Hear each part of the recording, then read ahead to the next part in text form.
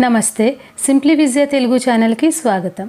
ఇవాళ అమ్మవారికి ఇష్టమైన నైవేద్యాలలో ఒకటైన దద్దోజనం ఈజీగా టేస్టీగా ఎలా తయారు చేసుకోవాలో చూద్దాం. ముందుగా బియ్యాన్ని 2 సార్లు శుభ్రంగా కడుక్కొని 1కి 2.5 చొప్పున నీళ్లు పోసుకుని కుక్కర్లో కానీ విడిగా కానీ మెత్తగా ఉడికించుకోవాలి. ఈ ఉడికించుకున్న అన్నాన్ని ఒక గిన్నెలోకి తీసుకుని గరిటెతో కొద్దిగా మ్యాష్ చేసుకోవాలి. ఇలా చేసుకోవడం వల్ల దద్దోజనం అత్తుకున్నట్టు వచ్చి టేస్టీగా ఉంటుంది. ఇప్పుడు దీంట్లో పోపు కోసం కొద్దిగా మిరియాలని ఒక అమాందస్తాలో కచ్చా పచ్చాగా తొక్కుకోవాలి.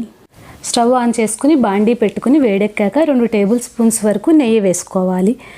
దద్దోజనానికి పోపు నెయ్యితోటే పెట్టుకోవాలి.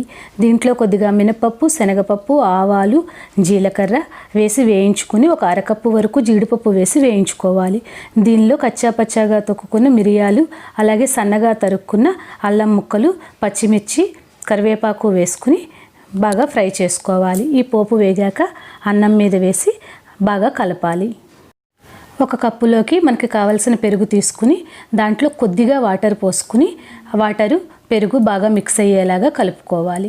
ఈ కలుపుకున్న పెరుగుని మనం పోపు అన్నంలో వేసుకుని బాగా మిక్స్ చేసుకోవాలి. అవసరాన్ని బట్టి మరికొంత పెరుగును కూడా యాడ్ చేసుకుని రుచికి సరిపడా సాల్ట్ వేసుకుని బాగా కలుపుకోవాలి. అమ్మవారి నైవేద్యానికి దద్దోజనం రెడీ అయిపోయింది. దీని మీద కొద్దిగా కొత్తిమీర అలాగే కొన్ని దానిమ్మ గింజలు వేసుకుంటే రుచి చాలా బాగుంటుంది. పిల్లలు కూడా ఇష్టపడతారు. ఈ సింపుల్ రెసిపీని మీరు కూడా ట్రై చేయండి. మీకు ఎలా వచ్చిందో కామెంట్ సెక్షన్లో నాతో షేర్ చేసుకోండి. మీకు వీడియో నచ్చినట్లయితే తప్పకుండా లైక్ చేయండి, ఫ్రెండ్స్కి రిలేటివ్స్కి షేర్ చేయండి. సబ్స్క్రైబ్ చేసుకుని పక్కనున్న బెల్ ఐకాన్ క్లిక్ చేస్తే ఆల్ అనే ఆప్షన్ వస్తుంది. అది ట్యాప్ చేస్తే నా లేటెస్ట్ వీడియో నోటిఫికేషన్స్ మీకు చేరుతాయి. Thank you for watching.